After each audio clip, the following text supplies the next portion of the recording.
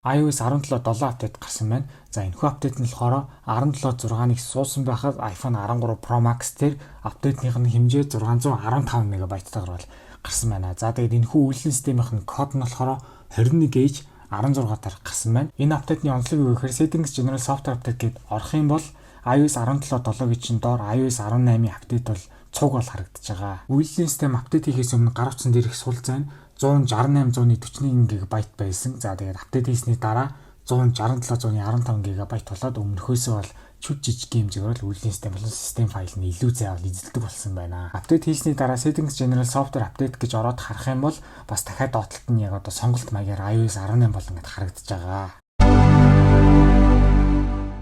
Энэхүү 17 7 апдейт нь болохоор нүдэнд мэдгэдэггүйц өөрчлөлт байхгүй дандаа мэдээллийн аюулгүй байдлын кодны сайжруулалт бол орсон гэсэн үг.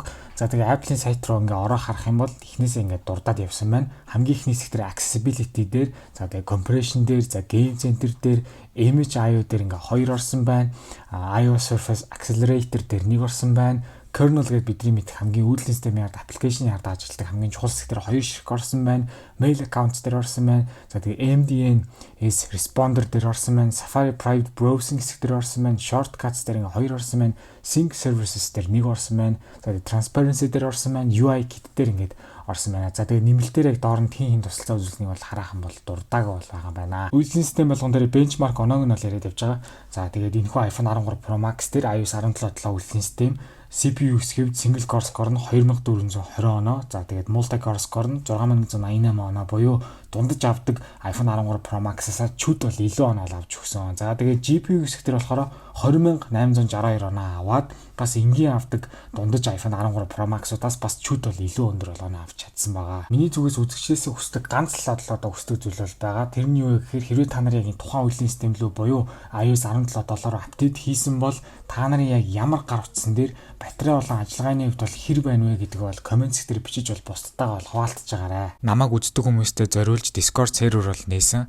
Тэгснээрээ та нар хоорондоо юм бичих боломжтой болсон байгаа. Тэгээ би биентэйгээ гоё нээлттэй бол харилцаж байгаарай. Тэгээ Discord маань нэгтгэхийг хүсвэл description хэсэг дээр линкийг нь тавьсан байгаа. YouTube сувг маань membershipтэй болсон. Тиймээс намайг үзэж дэмждэг хүмүүс өөрсдийн сонголтоор member болж намайг дэмжих боломжтой болсон байгаа. Одоо яалтчгүй iOS 17 дээр бүх гар утснууд бүгд iOS 18 суух боломжтой учраас одоо л энэхүү iOS 17 7-г iOS 17-гийн хамгийн сүүлчийн апдейт гэж бол би бол бодож байгаа. Тийм учраас дараагийн гарах iOS 17 7.1 гэж бол гарахгүй бах.